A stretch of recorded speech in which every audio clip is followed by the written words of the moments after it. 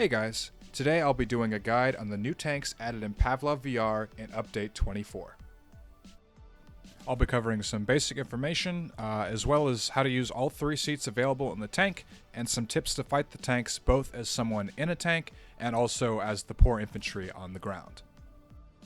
Starting with some basic information, there were 3 new tanks added in this update, one for America, Russia, and Germany, as well as 3 new rocket launchers specifically for fighting tanks. On the Allied side, we have the American M4 Sherman, the Soviet T-34 medium tank, as well as on the Axis side, we have the German Panzer IV. It's important to remember what these tanks look like, so you can tell what tank is an enemy or a friendly at a glance. There are no name tags on the tank, as you can see, so you just have to remember which tanks are friendly or enemy. The easiest way to remember is that both of the Allied tanks are green, as you can see in the chart here, and the German tank as well as the German soldiers are gray. I'll mostly be talking about the Russian T-34 and the German Panzer IV because they are the only 2 available on the default tank versus tank map. This map is set in Stalingrad, which obviously is Russia versus Germany, and so those 2 tanks are the only ones available outside of custom maps. Before I get into the nitty-gritty on tanks, in case you haven't tried tanks at all and are wondering how to play with tanks, here's how. You go to Play Online, as you normally would to join a server, and you search for a server with the map Stalingrad and the game mode Tank TDM.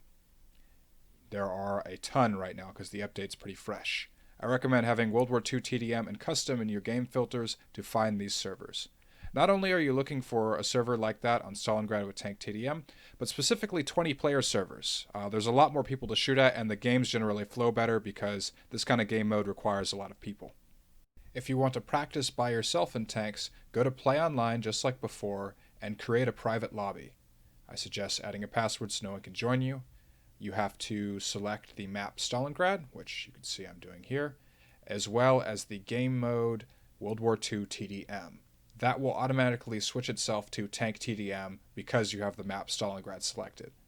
That's it. All you have to do is set these settings and start the server, and you should be dropped into an empty map with all the tanks available for you to practice with.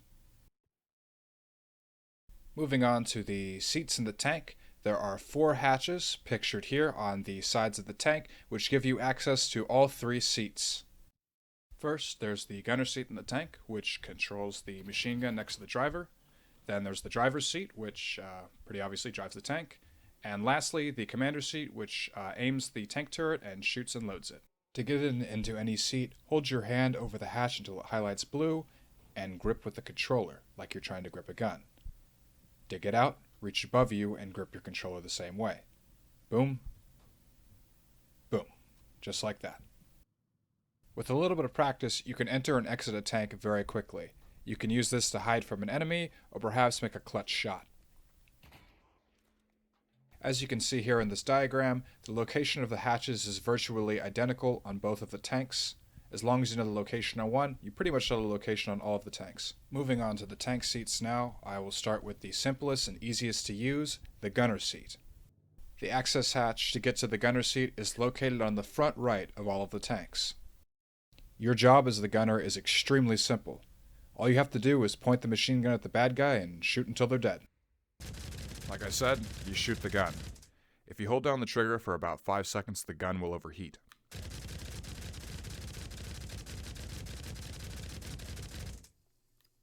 It takes about another 5 seconds after that for the gun to cool off again so you can fire it. If you look, the spray from the machine gun is very inaccurate. You can make the machine gun more accurate by putting 2 hands on it. It's still not that much more accurate though, so try to only use this at medium or close range. To stabilize the machine gun in the Panzer IV, grab the little nub stock thing on the back of the machine gun here, and in the T-34 you grab the top of the receiver on the machine gun. As you can see, the machine gun is pretty limited in how far you can aim right and left. Communicate with your driver to rotate the tank so you can get your machine gun on target. Aside from killing everything that moves, your goal as a gunner should be specifically to kill other enemies with rocket launchers. They are one of the greatest threats to you and your tank aside from other tanks, so it makes the most sense to shoot for them first. You also want to prioritize targets close to you. As you can see, the commander has a lot of trouble shooting someone immediately in front of the tank. it's much easier for you as the gunner to do that. It can be boring at times, but your role is very crucial as the gunner. You're the last line of defense between infantry and the tank and you. It's important that even if you get bored, you don't leave the tank until it explodes like so. You have to do your part, or save the seat for someone who would rather stay in the seat the whole time. Moving on to the driver, your role is arguably not very complicated, but is definitely the most important, driving the tank. To get in the driver's seat, enter the hatch on the front left of the tank. So as you can see, there are two sticks here that you can grab in the driver's seat. These are how you control the tank. The right stick controls the right treads, and the left stick controls the left tread. So if you move both together forward, you go forward, like this. And pull them backwards to go backwards. It's pretty straightforward. If you want to turn, pull them in opposite directions. So in this case, I will pull I want to go right, so I'll pull the right stick towards me and the left stick away from me, like this. And see, I turn right. You can turn pretty fast if you're standing still. If I do the opposite, I'll turn left.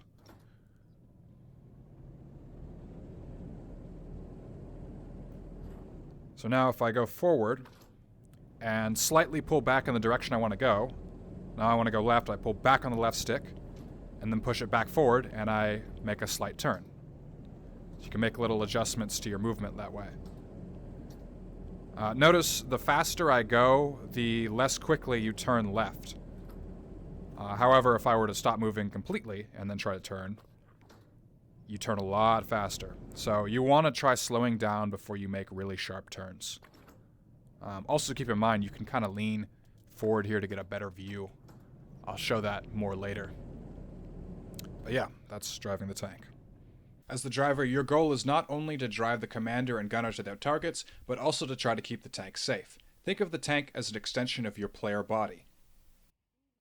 You wouldn't run out in the open as a person, and you shouldn't as a tank either. Try to shoot from cover like this tank here.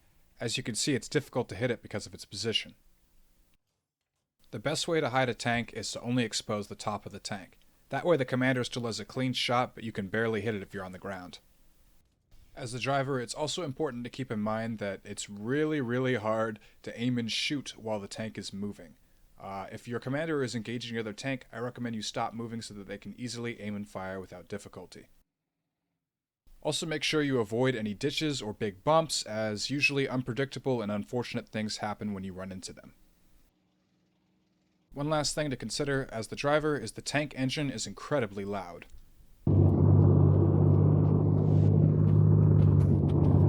Not only can you very clearly hear where enemy tanks are coming from, but they can also hear you very well. Don't expect to sneak up on anybody in the tank. It's not exactly a device of subtlety. Last, but certainly not least, we have the tank commander. You are essentially the heart and soul of the tank when it comes to combat. To get in the commander seat, grab either of the hatches closest to the back of the tank. The way the tank is aimed and fired looks a little bit differently between the different tanks, so I'll be covering each individually, starting with the German Panzer IV. So now here we are in the Panzer IV turret. All tanks start unloaded, so the first thing we need to do is get this ready to load. You start by grabbing this bright red handle here, which is the breech, and you open it. You grip with the controller like you'd be grabbing a gun to interact with this. You can see the breech is now open and ready for a shell. Here's the ammo. You grip this as well, just like you would grab a gun, and move it over to the breech. And see, it kind of gets in. And then you grab the shell and push it in. Once you've loaded the shell, there's only one thing left to do, which is grab the breech one more time and close it. And now it's loaded and ready to fire. This little stick thing is the trigger. So you'll want to squeeze the trigger on your controller just as if you were squeezing the trigger to shoot a gun to shoot the turret. Just like that. So I'll do it one more time.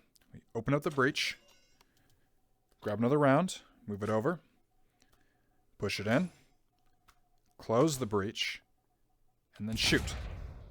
And now I'll do it really quick. Bam. You can get very fast with a lot of practice.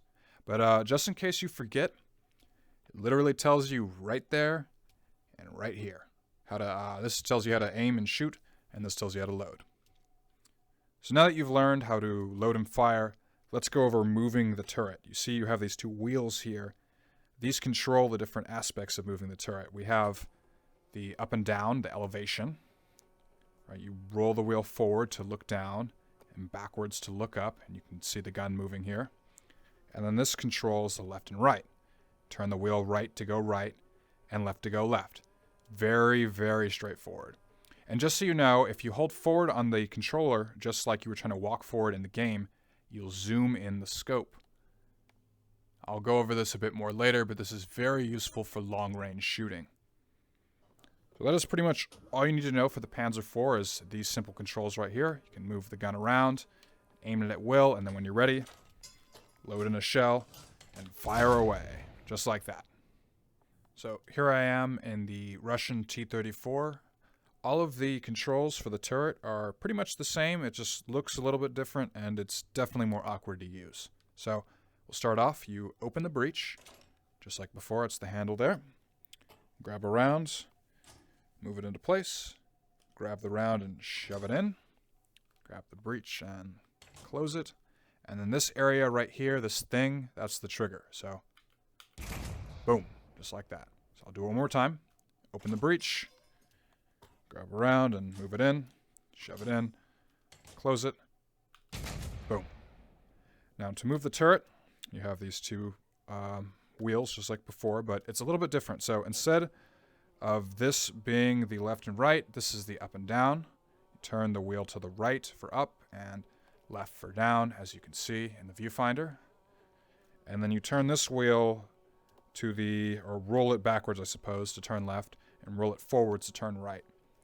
It is definitely more awkward to use than the Panzer IV controls, but just like with all things, practice and eventually, whoops, you'll be able to fire rather quickly. Although, again, the Panzer IV, I would say, is a bit easier to use than the T-34. As I mentioned earlier, zooming in the scope is important. It's pretty much a requirement to fire at anything beyond directly in front of you. And as you can see here, using two hands to load and fire at the same time, you can get a blistering fire rate that simply wouldn't be possible if you were using one hand. Make sure you remember to zoom out of your scope and check your surroundings. It's easy to miss targets right in front of you when you're zoomed in all the way. So now that you've learned to drive and shoot the tanks, you're probably wondering what the best way to destroy them is. I'll start with some basic information on tank health. Tanks can be damaged by any explosive weapon, like tank shells, rockets, or even in a pinch you can throw a grenade to finish one. There is no health bar in the tank, but you can clearly see the amount of damage done on the outside. If a tank takes too much damage, it starts smoking and catches on fire, and becomes disabled. Once the tank's disabled, you can no longer enter it, and the controls stop working from the inside. If you see your controls stop working, get out immediately before it explodes. When the tank is one shot away from being disabled, it will play this specific sound. It takes 4 shots from the tank cannon or the rocket launcher to disable a tank from the rear, and it takes 5 to do so from the front. Something to keep in mind is that unlike the tank, the rocket launcher does not have infinite ammo. You only get 4 rockets when you spawn. There are a total of 3 tanks both on the Russian and German team, and after being completely destroyed, they take exactly 1 minute to respawn. Use this information to know generally when to expect to fight with tanks. If you have a rocket launcher, it's a good idea to stick around your own tanks because generally speaking, friendly tanks will attract enemy tanks for you to shoot. The tanks have extremely limited visibility. Use this to your advantage to sneak behind or around the tank. As long as you're behind the tank and the barrel is not pointed at you, the tank probably doesn't even know you're there. If you spawn with a smoke grenade, you can also use that to obscure the tank's vision. One smoke grenade is usually enough to cover up all of the viewports in the tank. As you can see here, the driver doesn't know where they're going, the gunner has no clue where to shoot, and despite the fact that the commander is pretty high up, they also get their vision blocked by the smoke, as long as the tank is not moving. If you want to be a good team player and help out your tank, one of the best ways to do so is to stand near it so you can shoot enemy rocket launchers and people try to get close to it. You don't want to be too close to the tank though, because if it gets hit or explodes, you might die. Sometimes when you spawn in, you have a blowtorch in your inventory. This can be used to heal damage dealt to the tank. To use the blowtorch, twist the knob on the top of the blowtorch and squeeze the trigger. This activates the flame. If you don't have the knob turned, the flame won't turn on. To repair a tank with a blowtorch, turn the flame on and hold it to the body. You can hear a repairing noise. That last sound you heard is only played when the tank has been fully restored to full health. If you really click on the draw, you can even save a disabled tank from exploding by repairing it, which allows you to get right back inside of it. It seems like you can hold the flame out on the blowtorch infinitely, however, you can only repair about a full tank's worth of health before the torch runs out of fuel and drops out of your hands. Moving on to the last section here, I have some general tips for gameplay that I felt were important enough to mention, but I didn't really think felt into any one particular category. Number 1, if you're uncomfortable in your standing position, moving your body in real life will reset the camera, as you can see. If I crouch down, the camera moves with me, and if I stand back up, it also moves. You can also do this right to left. Number 2, knowledge is power. If you see an enemy tank, communicate with your team so they know where to go and shoot. The barrel on the turret of the tank will reset every time you get out of the commander's seat. Keep this in mind if you plan to hop in and out of the commander's seat quickly. And lastly, this is probably the most important piece of advice. No matter what seat you're sitting in, don't leave the tank. Abandoning your chair and the seat basically leaves everyone else in the tank to their death. All 3 roles are equally important to the tank's survival, and by abandoning the tank, you are effectively shafting your teammates without even letting them know, since there is no real way to tell if someone's left the tank. So that's pretty much everything I've learned about the tanks in the last week of this update being released. I hope this guide helps you at least get a grip with the tank controls and puts you on the path towards becoming an excellent tanker. If you found this video helpful or learned something new, please leave a like or let me know your thoughts down below. Also a big shout out to my buddy Brady. I would not have been able to film this guide if it wasn't for his help. I hope you have a great day or night. This has been Savory Jelly. Thank you for watching.